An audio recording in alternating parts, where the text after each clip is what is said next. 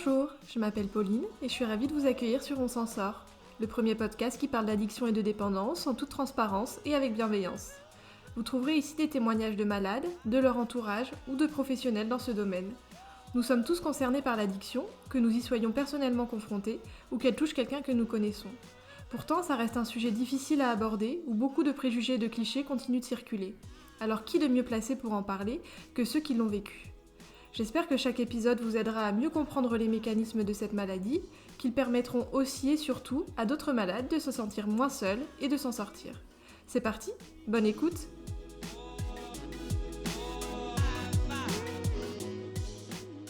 C'est une question d'équilibre. Il me semble que nous sommes bon nombre à avoir entendu ou prononcé cette phrase. Cela paraît bien simple dit comme ça. Nous pourrions dire que notre quotidien s'assoit sur 3 grands piliers, à savoir notre vie professionnelle, notre vie affective et notre vie sociale. Et chaque jour, nous courons, nous nous pressons, pour ne rien louper, pour performer, et ne pas laisser un pan de notre vie prendre le pas sur un autre. Mais que feriez-vous si un matin vos jambes refusaient de vous porter ? Anne Evrard a appris à ses dépens que ce que notre tête veut faire n'est pas ce que notre corps peut faire. C'est donc un épisode un peu différent des précédents. Nous parlerons ici du workaholisme, un terme créé à la fin des années 60, mais qui arrive à nos oreilles au moment où son overdose, appelé le burn-out, fait des ravages chez les travailleurs. Anne vous livre son guide pour l'éviter et en sortir.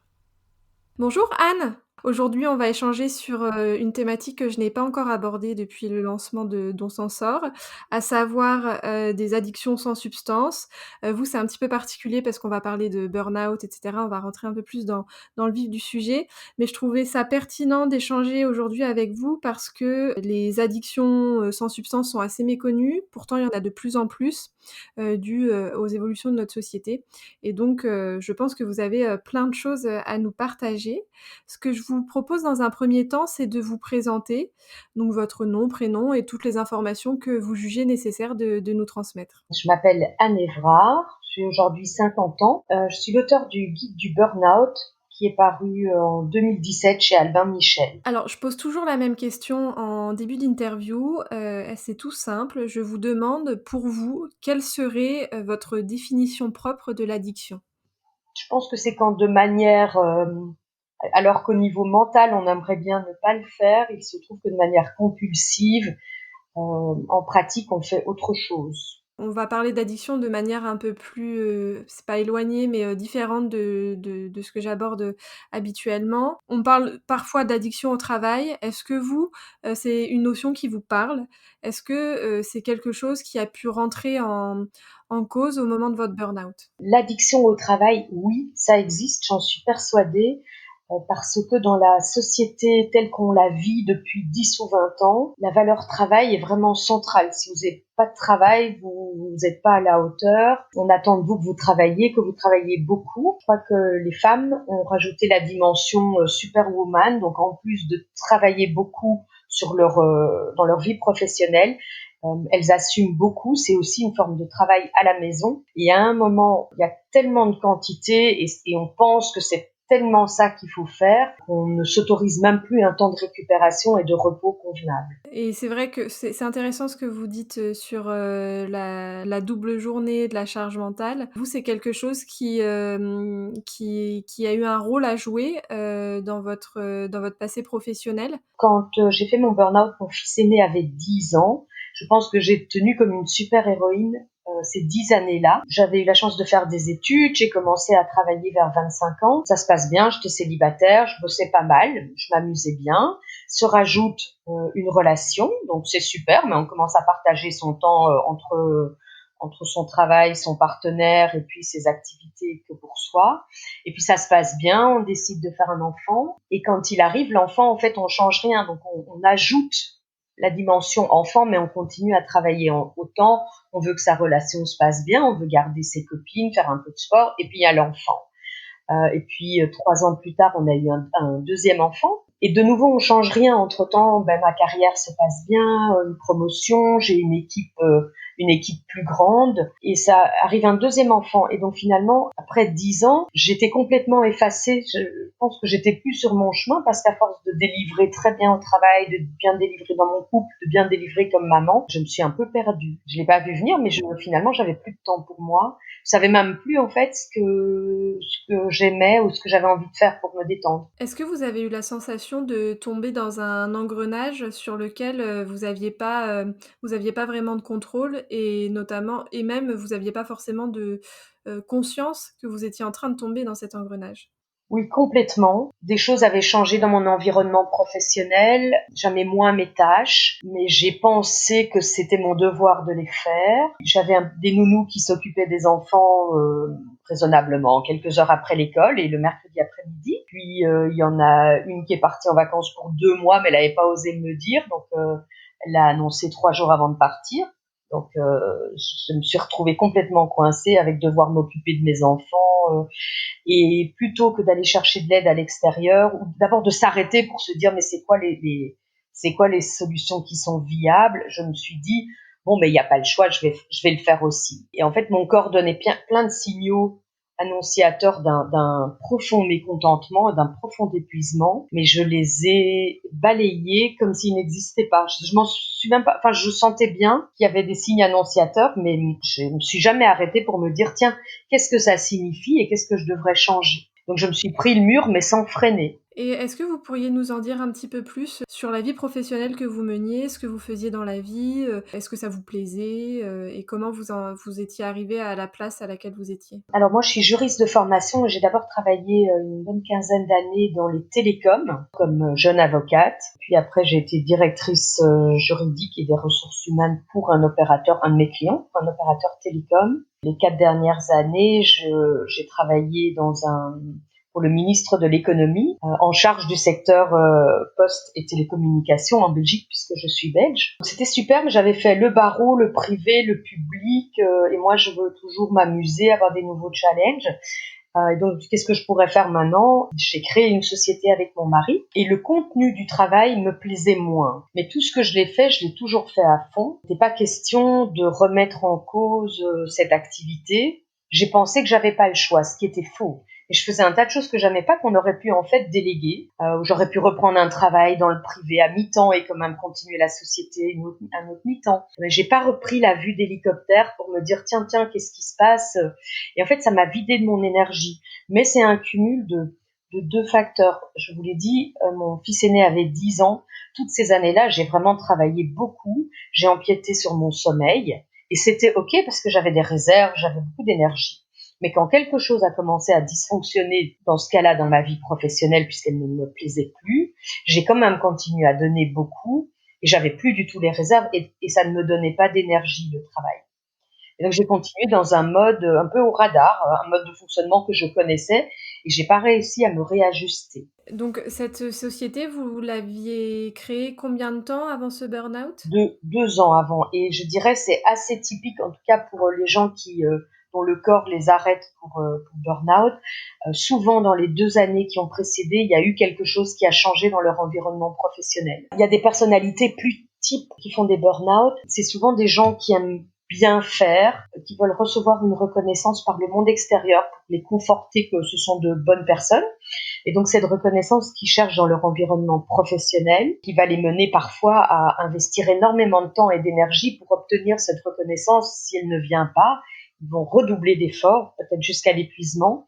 Mais souvent, ce mécanisme-là, on le retrouve aussi dans leur vie privée. C'est vraiment une question peut-être à l'origine de un peu de manque de confiance en soi qui fait qu'on doit performer pour exister. Et ça, vous aviez la sensation, ou en tout cas, à ce moment-là, d'être dans ce schéma-là, autant dans votre vie professionnelle que personnelle? Je ne l'avais pas compris avant de faire un sérieux travail sur moi. Oui, je cherchais ma reconnaissance à l'extérieur plutôt que de travailler à mon estime de moi ou à ma confiance en moi. Et comme ça a fonctionné très longtemps, tant qu'il n'y a pas de grain de sable dans l'engrenage, ça fonctionne dans une société qui valorise ses individus, ses travailleurs. En tout cas, pour les femmes, je pense qu'on se met une charge vraiment très lourde en voulant tout cumuler et avec des couples où les deux travaillent à temps plein.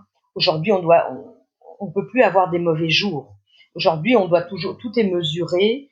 On doit performer en permanence. Et on veut performer selon les meilleurs critères si on a une personnalité qui veut bien faire. Et comme tout est mesuré, c'est très visible. La troisième chose qui est vraiment centrale aussi dans cet épuisement, et c'est une vraie addiction, c'est l'arrivée des smartphones dans nos vies. C'était en 2007 et j'étais une des premières parce que parmi mes collègues, j'étais dans le comité de direction, on était les seuls à les avoir reçus.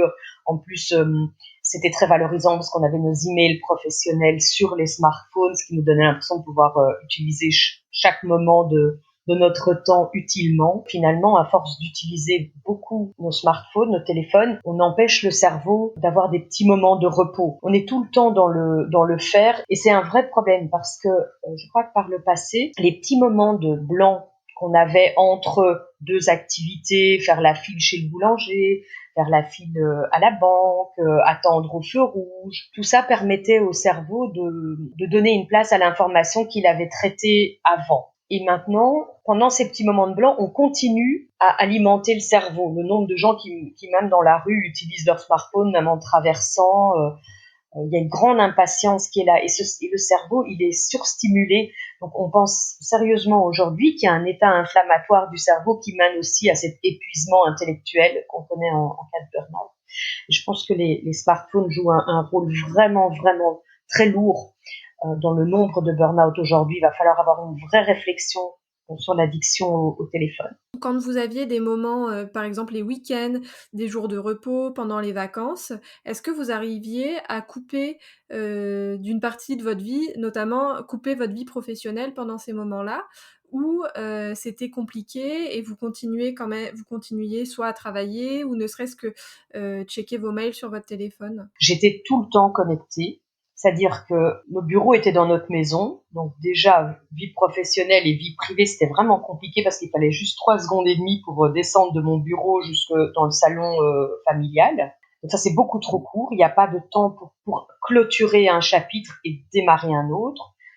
Dès que les enfants regardaient le dessin animé pendant 20 minutes, je me disais chouette, je vais pouvoir remonter à mon bureau et faire des mails. Et puis, comme on avait lancé une activité commerciale, on voulait louper aucun client, donc ma ligne fixe était en permanence déviée vers mon portable, de telle sorte que je ne rate aucun appel. Mais ça veut dire que peu importe où j'étais, au supermarché, dans la voiture, dans la rue, s'il y avait un appel d'un client, je le prenais, week-end compris. Après, personne m'obligeait à faire ça. Je pouvais très bien mettre ma boîte vocale ou ne pas remonter, me donner des horaires plus stricts. Mais j'ai pas pu avoir cette discipline. Je me suis vraiment laissée envahir sans m'en rendre compte. Aujourd'hui, avec du recul, je fais très différemment. Mais là, ça m'a envahi, en fait.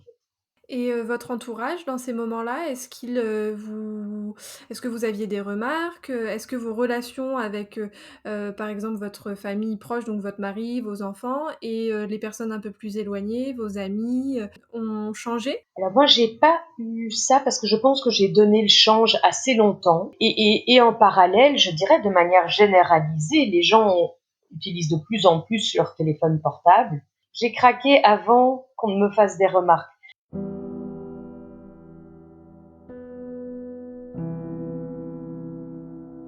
C'était un épuisement global par trop de travail, trop peu de temps de repos, trop de connexions, nouvelles technologies. C'était un cumul de plusieurs addictions, je dirais, qui ont mené à ce que mon corps dise stop, ça suffit, on peut pas continuer comme ça. La grande difficulté, c'est qu'on pense qu'on n'a pas le choix. À quel moment vous avez senti que vous touchiez le fond, que ça n'allait plus du tout? C'est venu du jour au lendemain. J'ai rien vu venir. Il faut comprendre le mécanisme du burn-out. Peut-être clarifier avec la dépression parce que c'est important de ne pas faire d'amalgame. La dépression, c'est la maladie de la tristesse. On n'a envie de rien dans aucun domaine de sa vie. Le burn-out, c'est la maladie de l'énergie. C'est-à-dire que la tête aurait envie de continuer comme avant, mais le corps vous arrête. J'ai développé la théorie des petites cuillères pour comprendre ce que c'est la maladie de l'énergie et pour aider le grand public à comprendre aussi. Imaginez que vous êtes en bonne santé, vous vous réveillez le matin, vous avez 50 petites cuillères d'énergie à votre disposition et tout ce que vous allez faire pendant la journée vous coûte 1, 2, 3 petites cuillères. À la fin de la journée, vous avez utilisé toutes vos petites cuillères, vous êtes fatigué, c'est normal. Vous passez une bonne nuit de sommeil et vous redémarrez avec 50 petites cuillères. Donc ça marche. Sauf que si pendant 1 an, 3 ans, 5 ans, Au lieu d'utiliser vos 50 petites cuillères, vous en utilisez 55. Parce que vous exagérez, vous prenez pas assez de temps de repos. Ça va marcher parce que le corps, il est bien fait. On a des réserves énergétiques vitales. Elles sont là. Donc on va pouvoir pendant quelques mois, quelques années surperformer, utiliser trop de petites cuillères. Mais à un moment, le corps dit stop. C'est comme si, alors ce qu'il vous restait d'énergie vitale, je parle du flux d'énergie, c'est comme s'il se renverse. D'un instant à l'autre, vous n'avez plus du tout d'énergie, vous pouvez plus fonctionner. Ça c'est le mécanisme du burn-out. La veille, je fonctionnais correctement. Le lendemain, j'ai plus pu me lever. Vous développez des hormones de stress parce qu'à être en sur-régime, finalement, on est toujours avec trop d'adrénaline et trop de cortisol dans le corps. Et la première étape qui va arriver, c'est tout ce qui est douleur physique. Moi, pour vous dire, j'ai commencé 18 mois avant mon burn-out à avoir mal dans le bras droit. Donc, je suis allée chez l'ostéopathe 2-3 fois, puis c'est pas passé, puis je me suis dit, bon, ben tant pis, ça m'empêche pas de vivre. Jamais je me suis arrêtée en me disant, tiens, le bras, est-ce que j'en ferais pas trop? Qu'est-ce que mon corps veut me dire? Je trouvais ça trop new age, trop bobo. J'ai continué à fonctionner comme avant.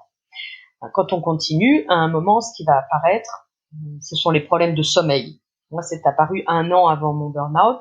Donc, soit vous n'arrivez pas à vous endormir, soit vous vous endormez comme une pierre et vous vous réveillez à 4 heures du matin, vous savez pas pourquoi, mais vous ne pouvez plus vous rendormir. En tous les cas, il vous manque du sommeil. Or, le sommeil, c'est la base de l'énergie. Comment avoir 50 petites cuillères d'énergie par jour si au lieu de dormir 8 heures par jour, on n'en dort que 5? Donc, le fait d'avoir trop de stress fait qu'on dort mal, et ça, c'est vraiment l'effet boule de neige parce qu'on s'épuise encore plus vite. La troisième chose qui arrive quand on n'écoute toujours pas son corps et qu'on ne change rien malgré les signaux physiques, les problèmes de sommeil, c'est tout ce qui va être changement d'humeur. Ça peut être vous devenez hyper émotif ou colérique ou cynique, tout ça pour ça, plus d'émotions. Voilà. Pour moi, ça n'a démarré que peut-être 3-4 semaines avant mon crash. Donc il y avait tous les signaux physiques, encore faut-il les écouter et ne pas simplement les ignorer. Quand le corps, on dit souvent le corps parle, le corps a toujours raison, maintenant je l'ai compris. Alors, malheureusement, j'ai dû le comprendre par la souffrance et la douleur et le crash du burn-out. Mais il est évident que depuis, je vous dis, j'avais changé d'activité professionnelle 2 ans avant, mais 18 mois plus tôt, ça a déjà démarré. En fait, ça ne me convenait pas. Et comme j'ai pas voulu l'admettre au niveau intellectuel, mais mon corps a commencé à dire ça va pas, il y a quelque chose qui va pas. Et donc, quand, vous l'expliquiez, hein, le burn-out, il est arrivé tout d'un coup sans que vous l'ayez vu venir, même si avec du recul, il y avait quelques signaux, avant-coureurs. Qu'est-ce qui s'est passé, à la suite de ce matin où vous n'avez pas pu vous lever? Qu'est-ce qui s'est passé? En fait, je me suis retrouvée avec 3 petites cuillères d'énergie. C'est-à-dire que 3 petites cuillères, vous en faites ce que vous voulez. Moi, j'ai choisi de me laver tous les jours. Ça paraît bête, mais ça demande de l'énergie. D'être habillée à 16 heures quand mes enfants rentraient de l'école et de manger à table en famille le soir. Vous n'avez pas plus de petites cuillères que ce que votre cœur vous a laissé au moment du crash. Et ça a duré 3 mois. Donc, on a vraiment dû demander de l'aide extérieure. Mon mari a déjà repris tout mon boulot, une partie des enfants, et puis ma maman est revenue 2 jours par semaine, tous les mercredis, tous les jeudis. Elle était déjà pensionnée, mais elle vivait à plus de 100 kilomètres pour faire les courses, faire les taxis du mercredi après-midi, préparer des repas, faire tourner le linge, soulager mon mari, qui lui, le week-end, faisait les autres repas, le linge et les autres taxis. Donc, lui, ça a été une période difficile, les 3 premiers mois. Ce qui est très déroutant surtout, c'est que pour le burn-out, il n'a aucune idée de ce qui lui arrive, parce que moi, j'avais super performé toute ma vie. Donc, chaque fois, je me suis dit, bon, ok, je me sens vraiment pas bien, mais dans une semaine, ça ira. J'ai jamais pensé que je serais 3 mois dans cet état-là. Parce que dès ce moment-là, vous saviez que c'était un burn-out? Le médecin l'a dit tout de suite. En fait, j'ai appelé mon médecin 48 heures avant de craquer et je lui ai dit je voudrais un rendez-vous parce que je sens que je vais faire un burn-out. Dans les dernières heures avant, j'ai senti que j'allais lâcher en fait. Donc là, il m'a dit bon burn-out, mais il me dit je te trouve très fragile émotionnellement, donc je veux te revoir toutes les semaines enfin, je veux te revoir la semaine prochaine et la semaine d'après, mais je t'arrête 15 jours, ok. Donc on a fait ça. Après 15 jours, elle m'a dit, ok, mais ça va pas mieux, je te remets 15 jours, mais je veux te revoir. Ça, c'est vraiment important de pas laisser les patients chez eux parce que on a trop de temps de penser. Comme je vous l'ai dit, la tête, elle fonctionne assez bien, même si on peut plus lire un grand dossier ou se concentrer, mais la petite voix qui vous dit, c'est quand même, tu devrais quand même essayer, ou il y a une machine de linge qui attend, déjà que tu travailles pas. Enfin, cette petite voix, elle fonctionne très bien. Donc, c'est important de ne pas laisser les patients trop longtemps tout seuls chez eux parce que ça les tire vers le bas. Donc, c'est vraiment important qu'ils aient l'impression d'avoir déjà un médecin avec un fil rouge qui leur garde la tête hors de l'eau. C'est la raison pour laquelle j'ai créé aussi, au moment de la sortie du livre, il y a 3 ans, 2 groupes qui s'appellent Burnout France et Burnout Belgique. C'est des groupes fermés sur Facebook. Ils sont vraiment bien. Il y a plus de 3000 participants dans les 2 groupes maintenant. Et ça permet, quand on est en burn-out, d'échanger en pyjama depuis chez soi avec d'autres gens dans la même situation. Donc ça vous sort vraiment beaucoup de l'isolement. Je pense à part le médecin généraliste qui, lui, va juger si vous avez besoin d'un psychiatre en plus. Quand je dis psychiatre, c'est vraiment pour le volet médicamenteux. Il faut savoir que si pour la dépression, il existe un médicament, c'est l'antidépresseur. Pour le burn-out, la maladie de l'énergie, ça n'existe pas, la pilule de l'énergie. Donc dans beaucoup de cas, on peut s'en sortir sans médicaments, sans antidépresseurs, sans somnifères, sans anxiolytiques. Mais évidemment, c'est au médecin d'évaluer votre état global et de voir si vous en avez besoin. Et parfois, c'est complexe parce que quand je dirais le burn-out, c'est un grand affaiblissement de la personne. Et comme vous êtes ébranlé, votre château a bougé. Parfois, ça a fait ressurgir des traumatismes aussi. Ça peut mener à la dépression en plus du burn-out parce qu'on s'en sort pas de ce qui nous arrive. Et donc, c'est vraiment important avec son médecin généraliste d'évaluer le besoin d'un psychiatre, prendre éventuellement des antidépresseurs pour ne pas aller vers des envies suicidaires ou ne pas descendre encore plus bas. Moi, ce que j'ai pas fait, mais c'est le deuxième volet que je recommande à tout le monde, c'est le plus rapidement possible commencer avec un psychothérapeute. C'est ultra important. Pourquoi? Parce que il faut pas laisser le patient tout seul avec sa honte, sa culpabilité, sa tristesse, sa frustration de pas rebondir, sa colère parfois contre son employeur, ses collègues, contre lui-même d'avoir craqué. Tout ça doit pouvoir s'exprimer. Des mots justes doivent être mis dessus. On doit pouvoir relativiser aussi sur le fait que c'est jamais qu'une maladie parmi beaucoup d'autres maladies. Ensuite, il est important de voir dans quel secteur de sa vie on s'est épuisé. C'est souvent multifactoriel. Donc moi, par exemple, j'avais compris tout de suite, mon mari aussi, que notre activité ensemble, la société qu'on avait faite, ça me convenait pas. Donc on avait aussi assez vite, après 6 semaines, 2 mois maximum, on avait dit bon, mais quand j'irai mieux, je retournerai pas dans la société. C'est ça qui m'a enfoncé. Ok, super. J'avais pas du tout vu que je faisais un burn-out parental. Et en plus, ça s'est amplifié parce que comme j'avais tellement honte de pas travailler, du coup, il fallait que je sois vraiment une bonne maman.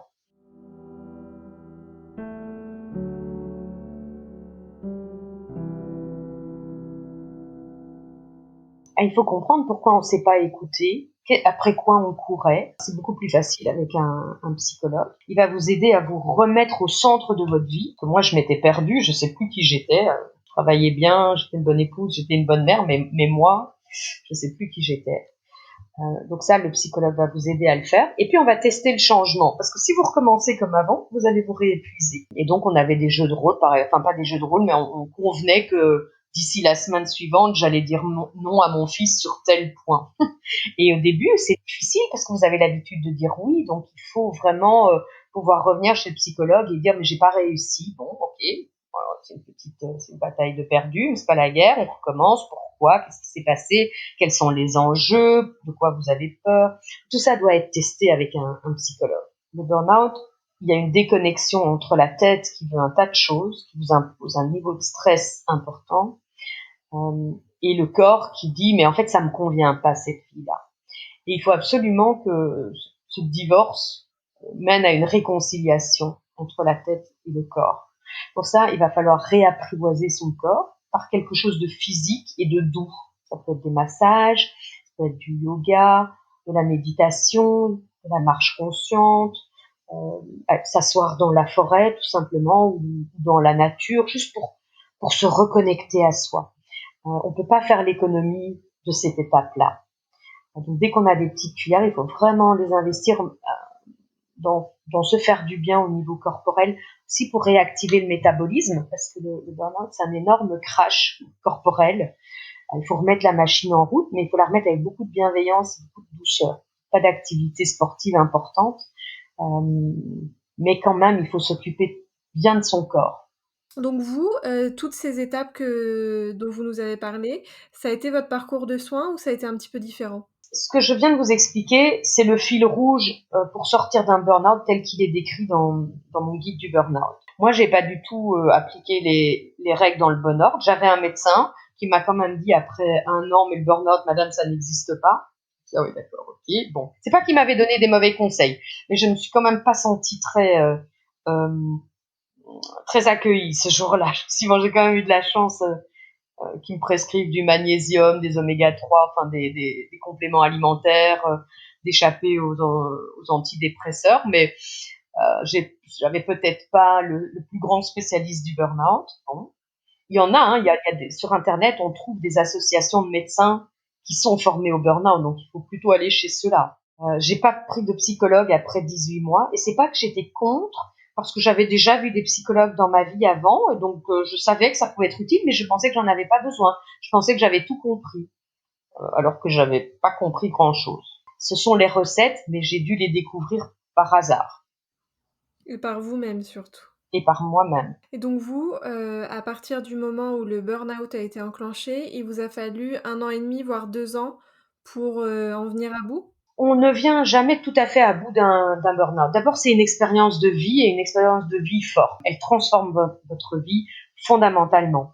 Tant que vous voudrez faire comme avant, c'est-à-dire ne pas être sur votre chemin, à vous, tant que vous en faites beaucoup pour les autres, mais pas pour vous-même, votre corps ne vous rendra pas l'énergie. Le burn-out, il y a 3 formes d'épuisement. L'épuisement physique, psychologique et mental. Celui qui vous a vu craquer le plus fort, pour moi, ça a été l'épuisement physique. J'arrivais vraiment même plus à me lever ou à m'habiller. Va être l'épuisement qui va repartir en dernier. Moi, je reste fragile au niveau de mon énergie. C'est-à-dire que je dois être vigilante pour veiller à avoir suffisamment de petites cuillères pour ce que je veux faire. Donc, je disais, une personne en bonne santé, elle a 50 petites cuillères. Moi, j'en ai utilisé 60 par jour pendant 10 ans. Donc, je suis allée vraiment beaucoup dans mes réserves. J'ai démarré mon burn-out à 3 petites cuillères. Je suis remontée et aujourd'hui, je dirais que je suis à 45 petites cuillères. Ça veut dire que je ne peux pas en faire autant sans doute qu'une personne qui n'a pas fait de burn-out. Donc, je garde une fragilité. Par contre, je peux faire tout ce que je veux et je vous prie de croire que je sélectionne vraiment ce que j'ai envie de faire ou de pas faire, à quoi je dis oui ou pas. Ça doit avoir du sens, ça doit me faire plaisir et je limite les obligations au strict minimum. Je ne me sens plus obligée de faire un tas de choses. Et du coup, avec 40-45 petites cuillères, moi je m'en sors parfaitement.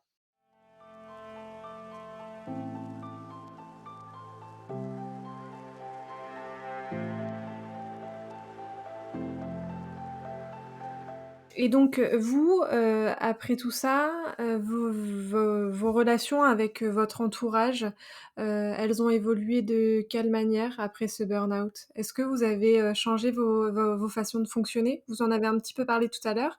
Est-ce que vous pourriez nous en dire plus? Je pense que le burn-out, des témoignages que je reçois, peut mettre le couple à vive épreuve. Quand les deux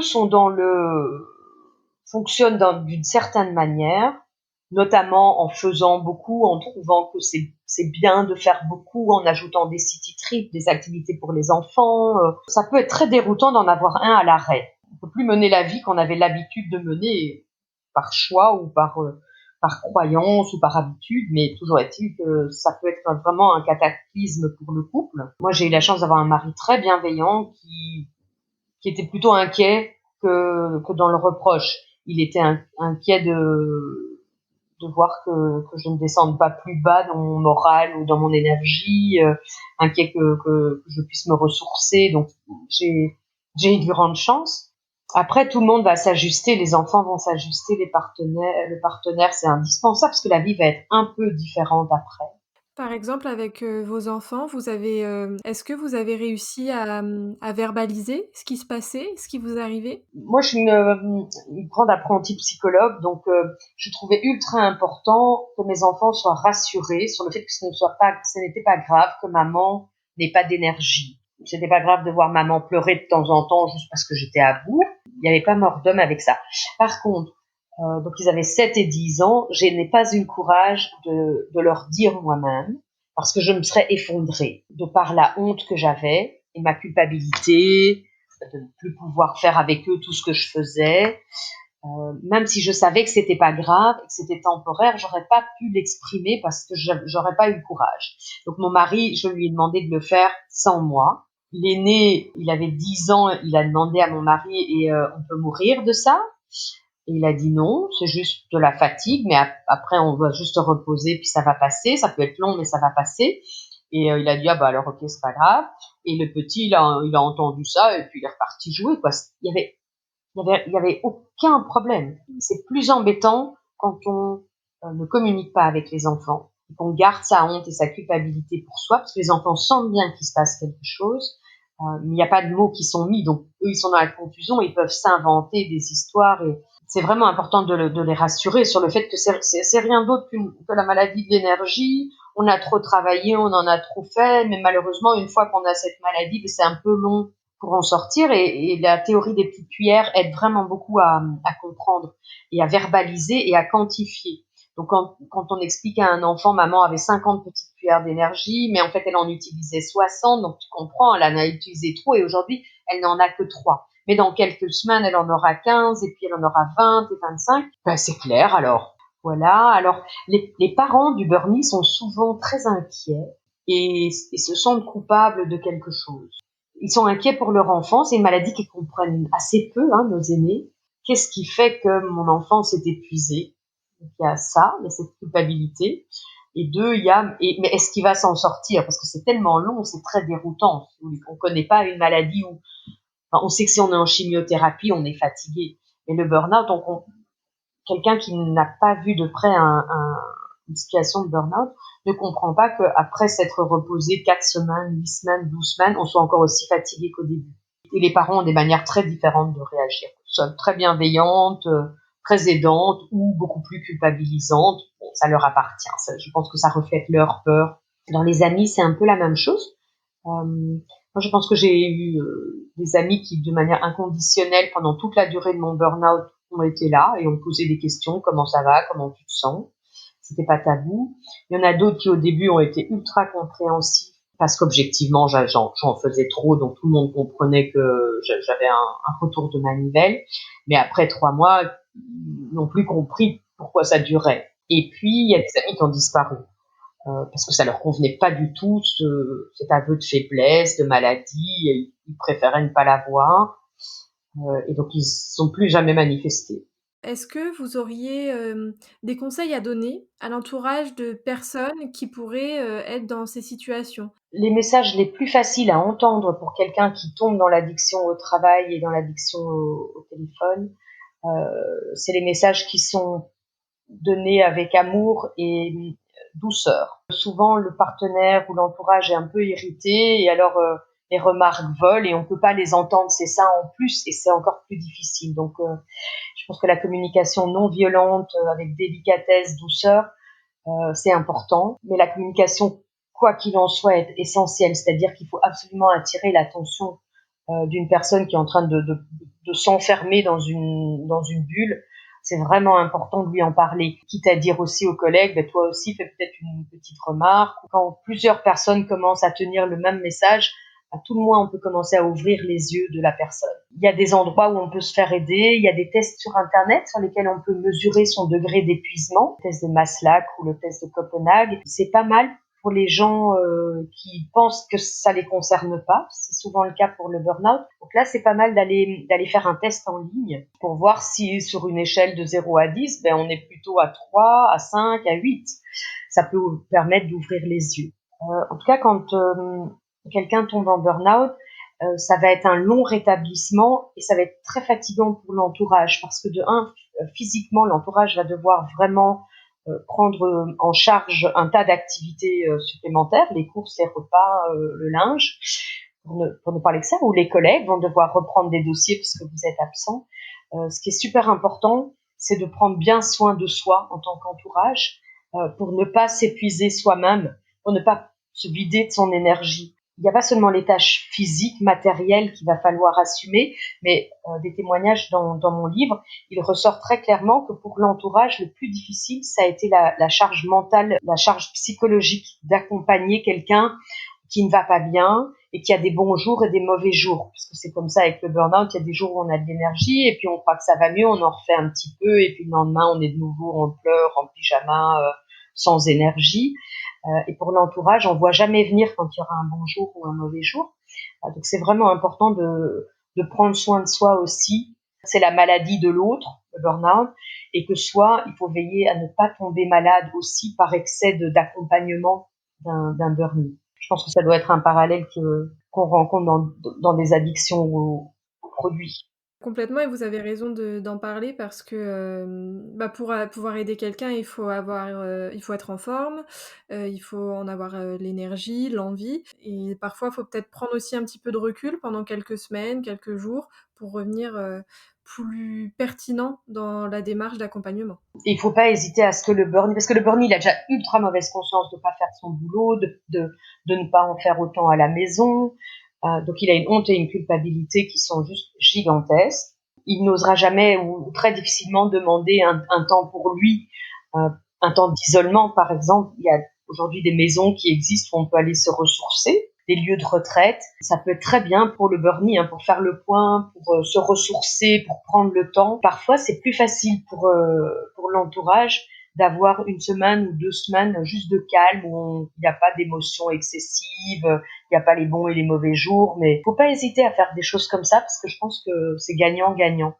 Et dans tout ce parcours, de quoi vous diriez être la plus fière? Je vais donner une double réponse. La plus heureuse, et puis je vais vous dire la plus fière. La plus heureuse, c'est d'avoir reçu cet avertissement de mon corps, qui est une maladie, mais dont vous sortez avec relativement peu de séquelles, par rapport à un infarctus, ou je sais plus, mais je pense à 1 an, il y a que 10% qui survivent à un infarctus. Un AVC, vous pouvez rester paralysé d'une partie du corps ou complètement, vous pourrez perdre l'usage de la parole. Toutes ça sont aussi des maladies qui résultent ou qui peuvent résulter du stress. Donc, je suis très très heureuse que mon corps m'ait arrêté parce que j'étais sur un mauvais chemin. Je n'étais plus sur mon chemin à moi. Je répondais trop à ce que je croyais que la société attendait de moi. Et j'ai pu réorienter ma vie. J'avais 45 ans. Ok, ça a été 2, 3 années vraiment souvent désagréables. Mais l'après est 100 fois mieux. Je pense que mes enfants sont plus zen, que notre vie de famille est plus zen parce que je me suis calmée. C'est vraiment une très très grande joie.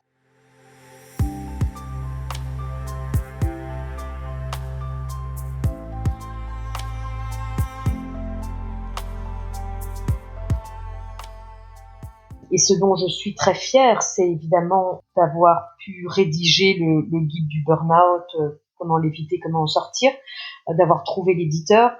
Je sais pas, on doit être, ce qui est paru en livre de poche dans l'intervalle, il y a au moins 15 000 exemplaires, je pense, qui ont été vendus. Il a été traduit. Et ça veut dire que j'ai aidé des milliers de personnes par mon expérience. Ça, et combiné avec les groupes Burnout France et Burnout Belgique sur Facebook, on continue au quotidien à sortir des gens de leur isolement, de leur tristesse.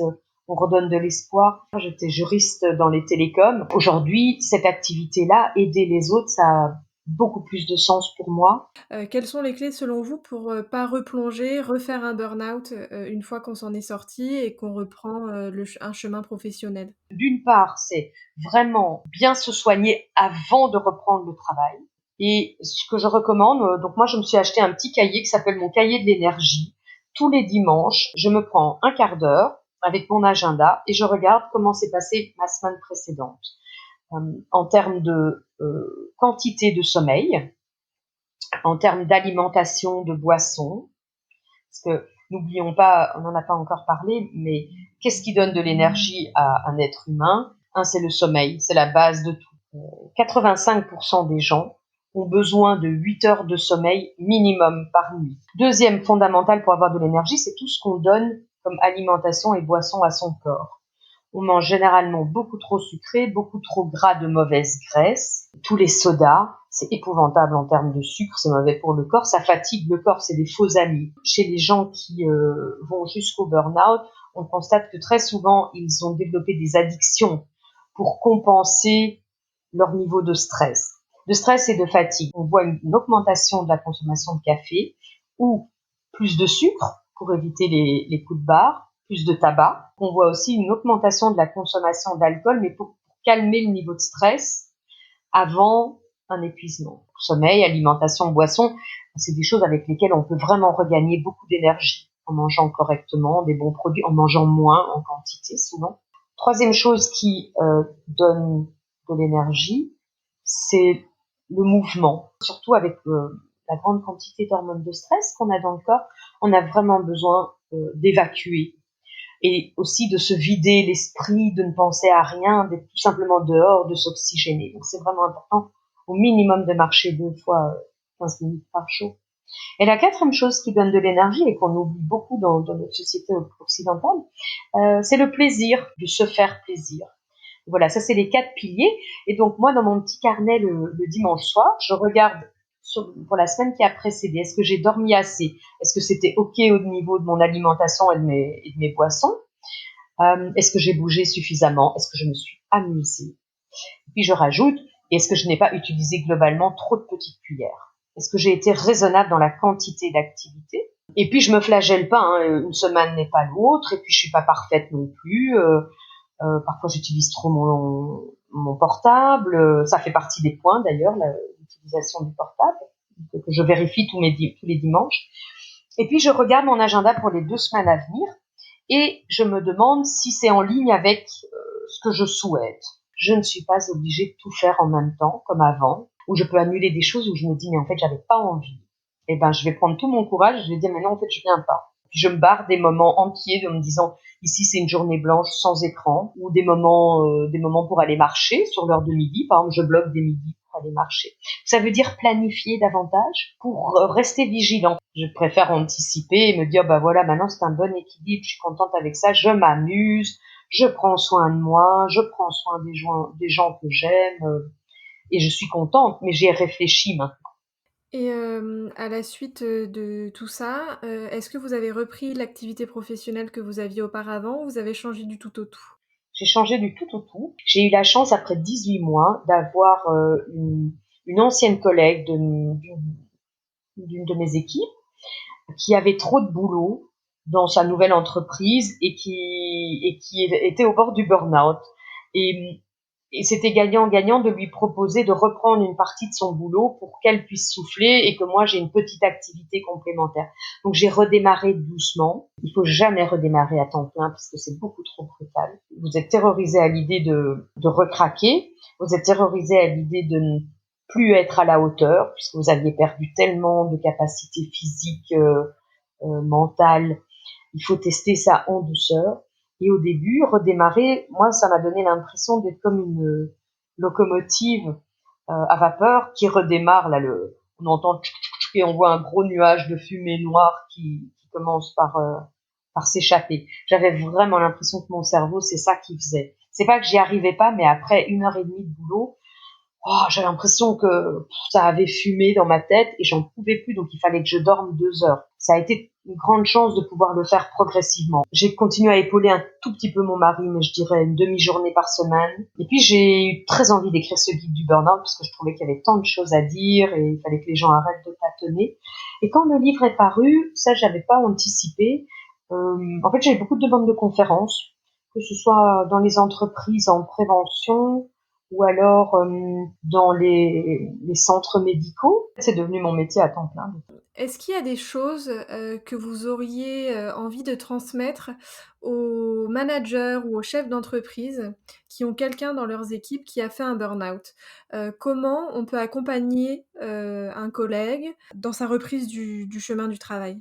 Les chefs d'entreprise ont cru, je pense, longtemps qu'en parler risquait de donner des idées aux gens.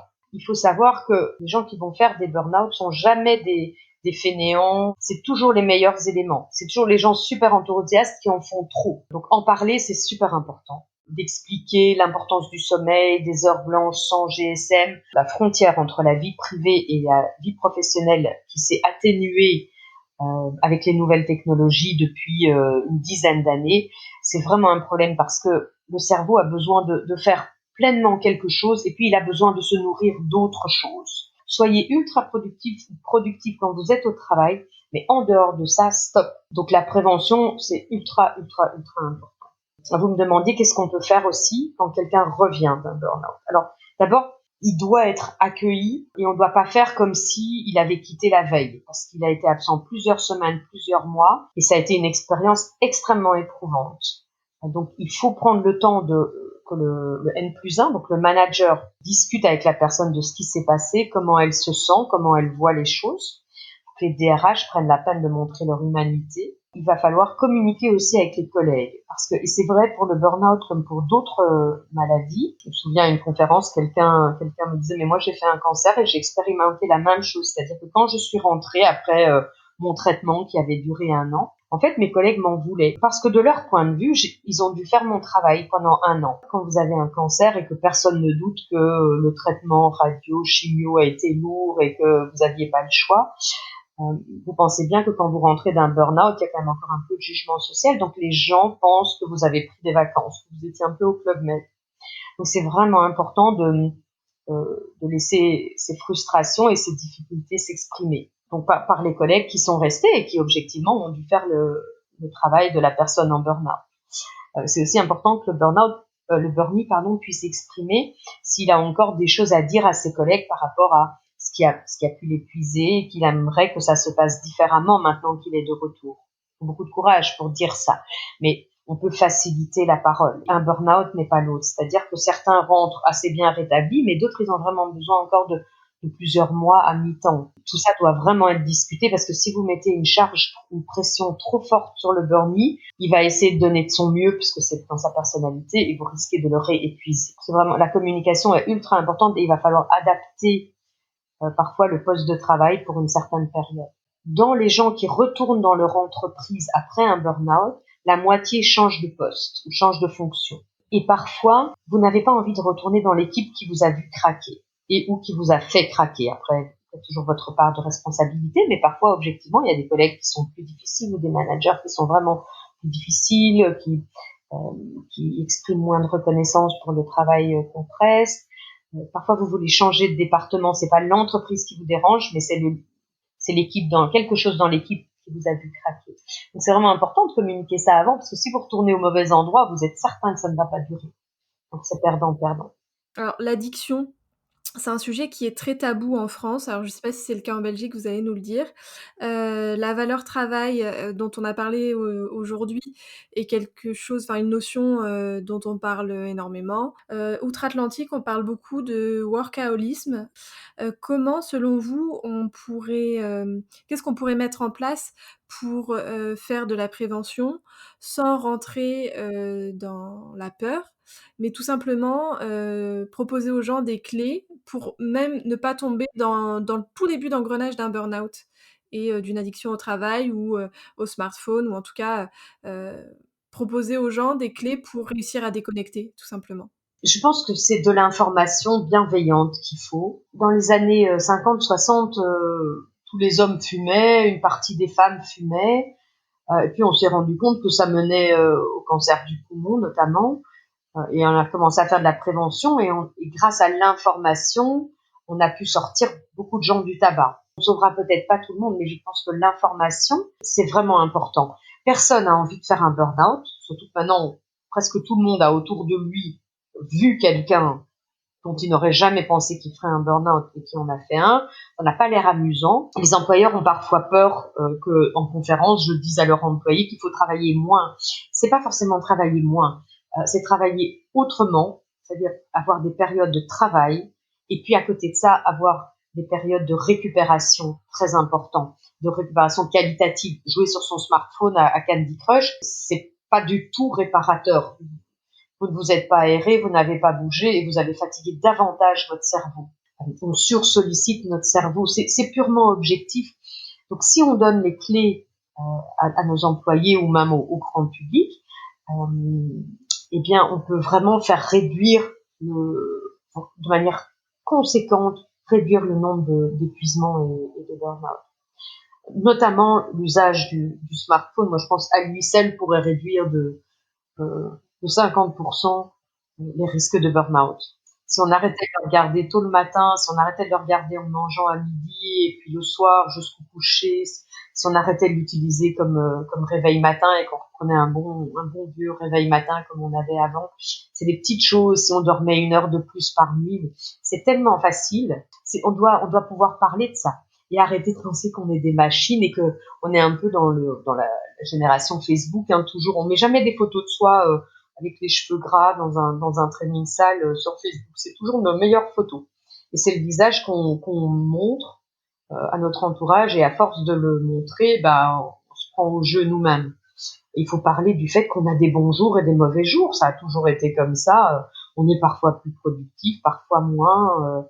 On en fait trop, mais alors il faut faire attention de récupérer. Il faut pouvoir parler de tout ça. Justement, là, on sort d'une période de confinement et a priori, le télétravail, va être, de plus en plus appliqué au sein des entreprises suite au Covid. Est-ce que vous auriez des conseils, des préconisations à transmettre, aux personnes qui seraient concernées par le télétravail, justement? Alors, il va falloir d'une part veiller à travailler avec des contacts sociaux, voire les garder, même si c'est encore par téléphone, etc., mais garder des liens sociaux importants. Il faut absolument être vigilant à séparer sa vie professionnelle de sa vie privée. Même si c'est pas facile, il faut être discipliné avec des blocs horaires autant que possible. Et entre chaque bloc, donc quand on finit un bloc, par exemple, vie professionnelle, essayez de sortir prendre l'air ou faire de l'exercice ou prenez une douche pour vraiment laisser le travail derrière vous, comme vous l'auriez fait dans les transports en commun ou sur le trajet, et passer ensuite à votre vie privée. Et troisième chose qui est vraiment importante, surtout qu'avec le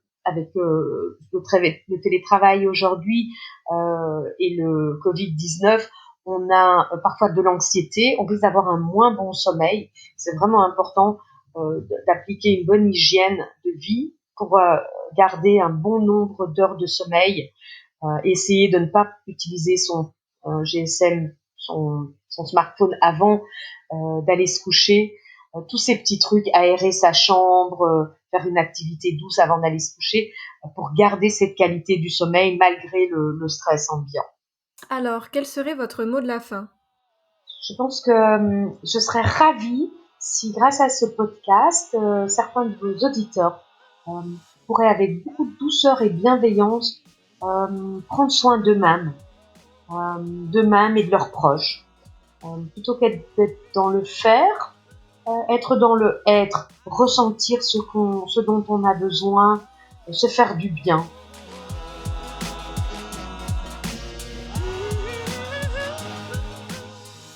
Un immense merci à Anne pour la générosité de son témoignage. Son livre, Le Guide du Burnout, publié chez Albin Michel, est une mine d'informations pour sortir de cette torpeur. Vous retrouverez le lien pour y accéder en description. J'espère que cet épisode vous aura plu. Si c'est le cas, n'hésitez pas à en parler autour de vous, à le commenter et à mettre un maximum d'étoiles au podcast sur votre plateforme d'écoute préférée. Enfin, si vous avez des questions ou si vous souhaitez témoigner, retrouvez-moi sur Facebook et Instagram, @onsensort, ou par mail, contact.onsensort@gmail.com. Je vous retrouve dans 2 semaines pour un nouvel épisode. D'ici là, prenez soin de vous et à très vite. Si vous avez besoin d'aide, d'informations ou d'écoute, vous retrouverez l'ensemble des numéros verts à votre disposition dans la description de l'épisode.